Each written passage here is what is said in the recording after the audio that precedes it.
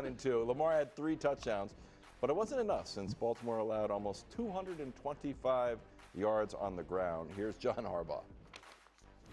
We got to go to work on the things we need to get better at and get ready to play Kansas City. You know, we got Kansas City, then we got a tough team, then we got a tough team, then we got a tough team coming up. So the next tough team is Kansas City. We just played a tough team. It's a good football team we just played, okay? So we go to work on the next tough team we're going to play. Try to find a way to get that win.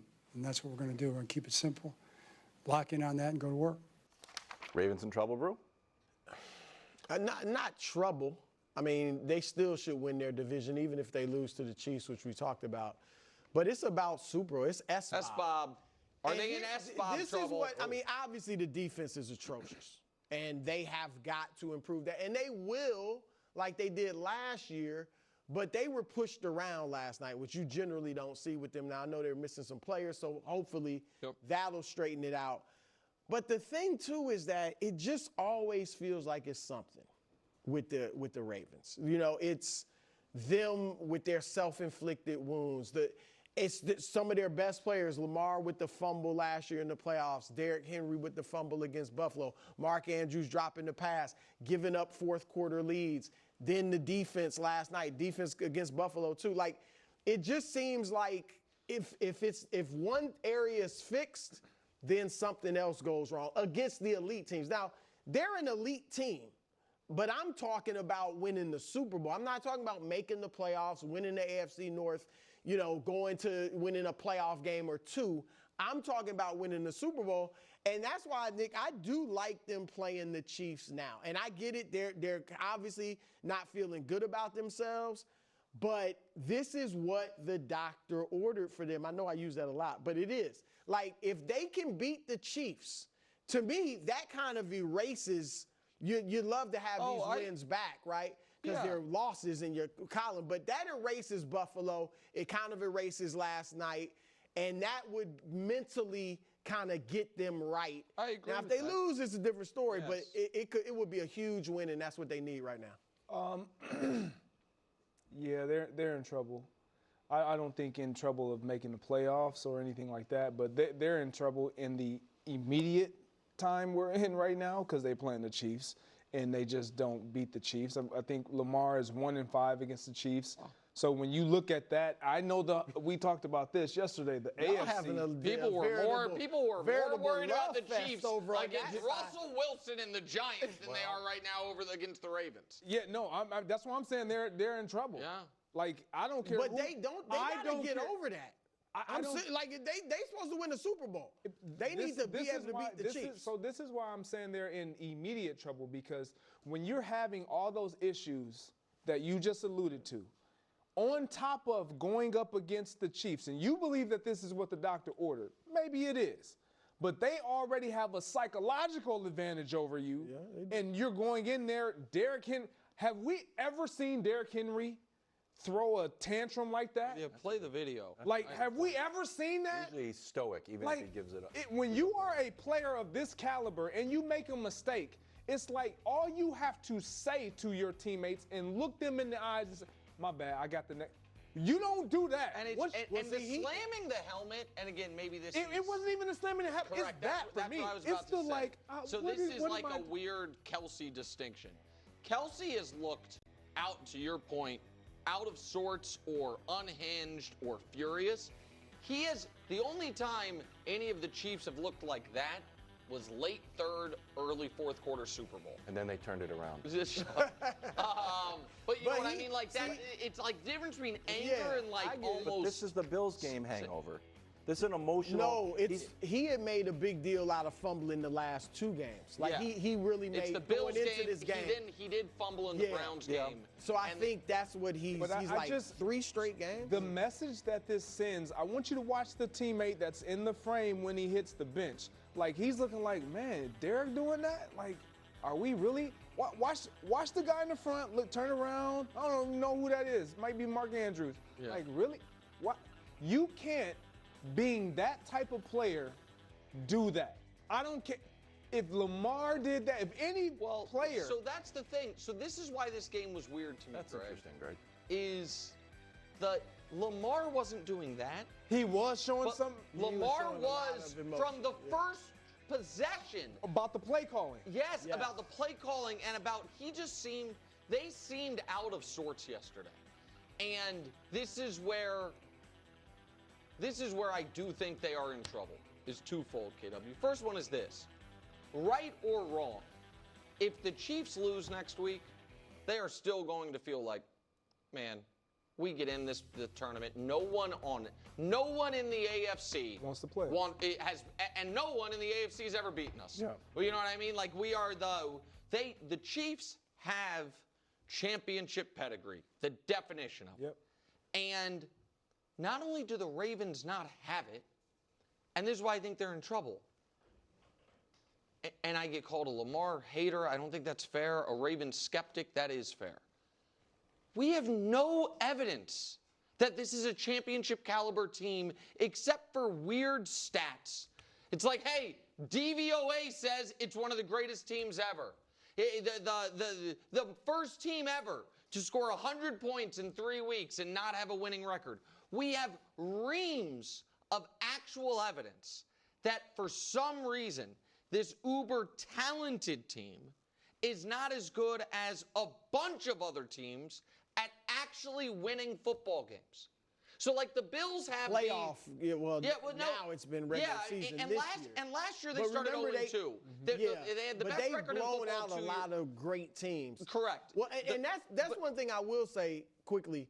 They should know, and I agree, they're a little mentally shaky, it seems. Yeah. But they should know how much it can turn around. Like last year, remember, and I jumped on it all the time. They beat Buffalo by 25 points in the regular season. Then get beat in the playoffs. That should be something they're telling themselves to me. Like, God, it can turn around. Sorry to interrupt. I didn't mean to interrupt you, bro. No, go ahead. The idea, the Ravens are walking a fine line of being closer to the idea of being a championship contender than an actual championship contender. And I know that's people like this is what the distinction I draw between the Bills and the Ravens is a lot of people I go on, podcasts and stuff and talk about, and they're like, listen, for the Ravens and the Bills, it's a story of Patrick Mahomes' greatness, not of their own failings. And my answer to that has always been, that is the story for the Bills. The Bills 4 times have had their season ended by Patrick during this era. The Ravens, it's been 1. It's not that they haven't been able to get over one of the greatest players of all time. They've only even been able to get to him 1 time.